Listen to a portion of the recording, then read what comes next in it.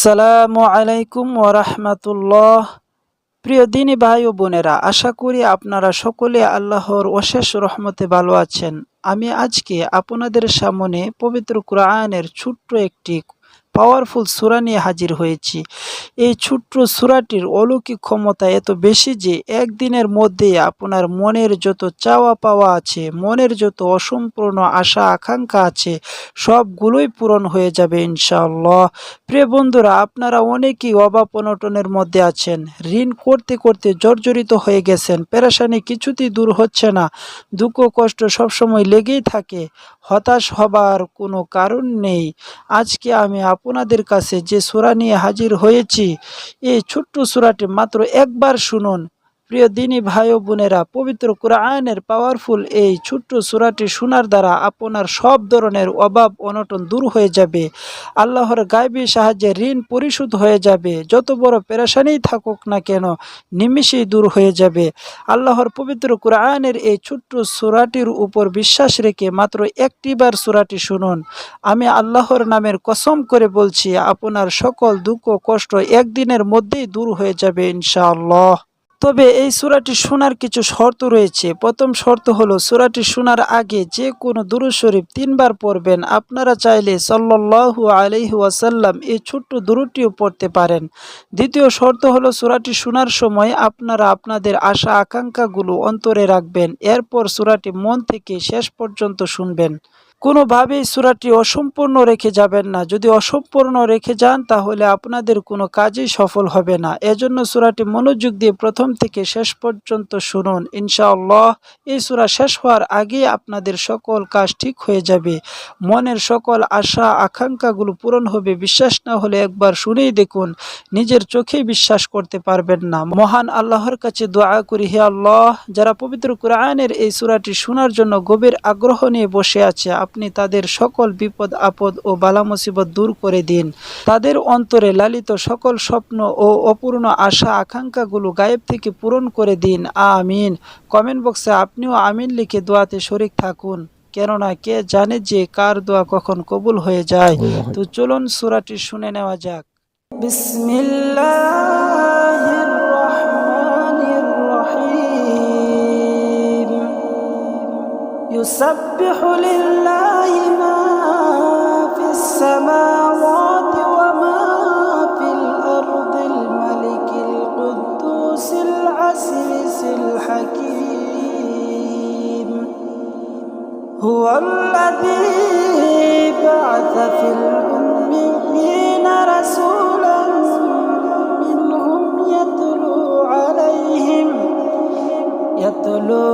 আলাইহিম আয়াতিহি ওয়া ইউযাক্কিহিম ওয়া ইউআল্লিমুহুমুল কিতাবা ওয়াল হিকমাহ ওয়া ইন কানূ মিন ক্বাবলু লাফী ضلالٍ মুবিন। ওয়া আখারিনা মিনহুম লাম্মা ইয়ালহাকু বিহিম ওয়া হুয়াল আজিজুল হাকীম। যালিকা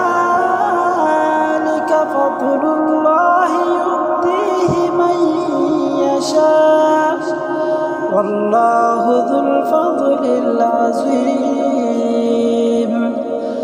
মাসালুল লাযীনা হুম্মিলুত তাওরাতা থুম্মা লাম ইয়াহমিলুহা কামাসালিল হিমারি ইয়াহমিলু আসফারা।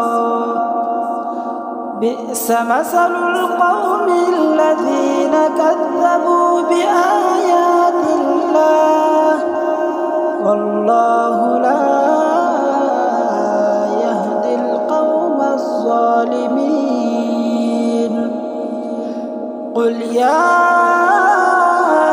أيها الذين هادوا إن زعمتم أنكم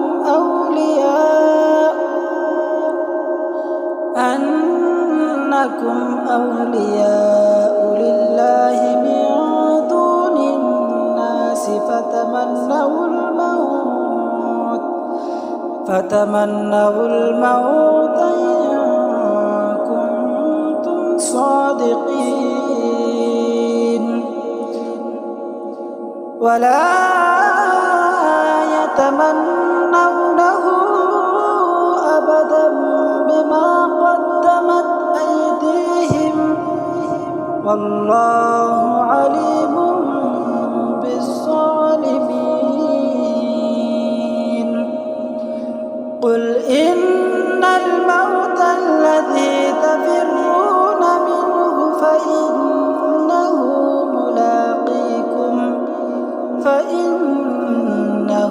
ملاقيكم ثم تردون إلى عالم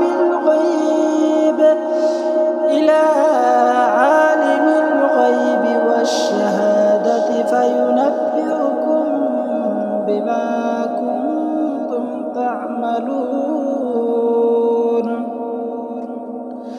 يا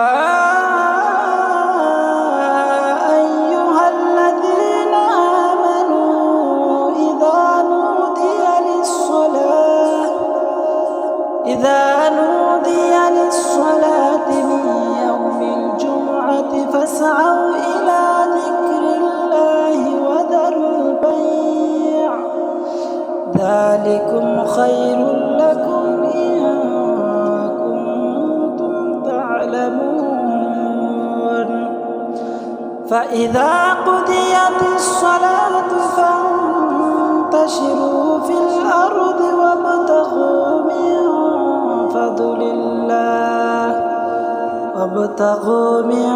فضل الله واذكروا الله كثيرا لعلكم تفلحون. وإذا رأوا تجارة أو لهوا انفضوا إليها وتركوك قائما. قل ما عند الله خير من اللهو ومن التجارة والله خير الرازقين. صدق الله المولانا العظيم.